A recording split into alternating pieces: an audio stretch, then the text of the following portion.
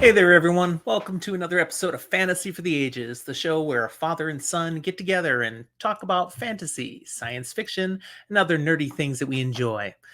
This is a Just Jim episode today. I'm coming at you with a book blast, meaning a spoiler-lite reaction to something I've read.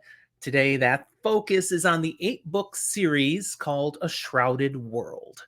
If you enjoy what I have today, be sure to hit that like button down below, subscribe to our channel if you haven't yet, and we hope you'll leave comments down below. We always respond to those, or come find us and talk to us on social media, our Discord server, or even by becoming one of our Patreon supporters.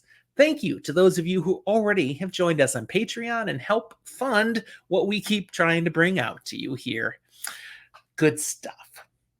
All right, let's talk about A Shrouded World.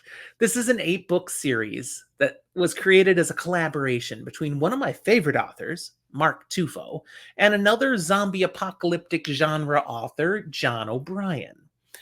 Interestingly, because this series is a mashup of characters from a series by Tufo and a series by O'Brien, I needed to read the O'Brien series first because I had no experience with him and its background I needed.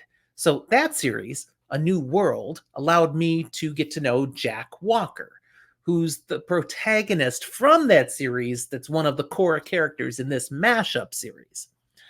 I have content available here on this channel regarding A New World. Go check that out. It was great. I really did enjoy that book series. Ironically, I can't quite say the same about this series, the whole reason that I went and read the other series. This one was interesting. The best part of the series are the characters. Mike Talbot and Trip, or Trip the Traveler, John the Tripper, whatever. He's got lots of names, but those two characters are brought in from the Zombie Fallout series, and then they get together with Jack Walker from A New World, and then they meet a whole bunch of other characters who are fantastic and fascinating. I mean, Caliban, Bob, Churchill, just to name a few of them. And then there are the bad guys in this series, starting out with zombies, just like the ones from the Zombie Fallout series, and Night Runners, just like the Night Runners from A New World series.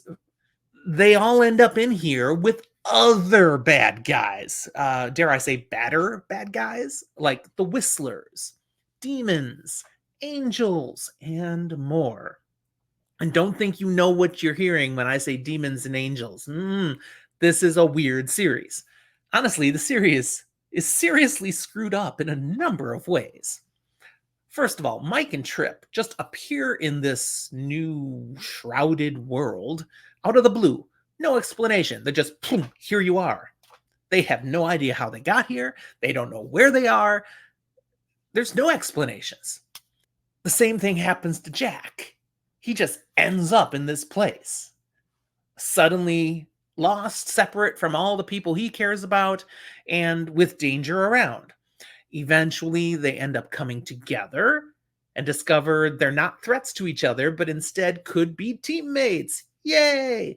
And they adventure then together collaboratively on a journey to try to find a way out of this mess and back to their own worlds and their own loved ones. Sharing notes, they do learn that, oh, you're from a world that fell to zombies. I'm to a world that fell to night runners. They're not quite the same thing, but there's a lot of parallels and we have some things in common. So there you go. The series is going to be about getting home. And yet, it's about a lot more than that, it turns out. Especially when we come to realize that Trip, if you've read Zombie Fallout, you know what I'm talking about here. He's the key to resolving the mystery. That's a little scary. I found the first 2 books in this series frustrating and a bit slow. Then I found the middle books to be growing in interest, picking up a little, but at times still too slow.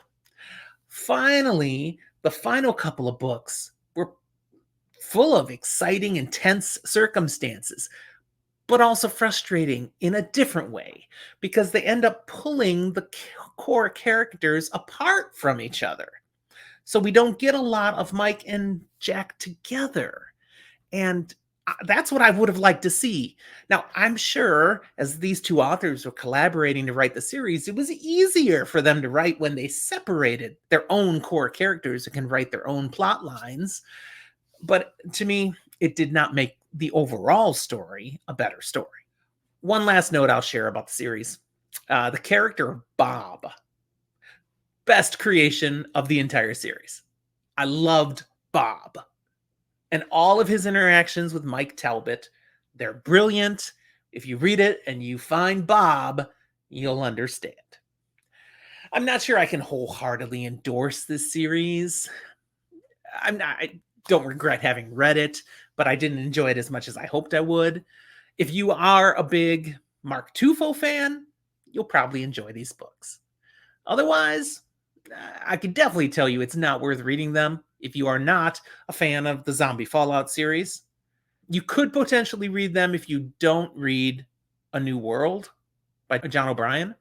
But I will tell you, go read that because that series kicks, man. That's good. This, it's interesting. All right, thanks for watching, everyone. We'll talk to you next time.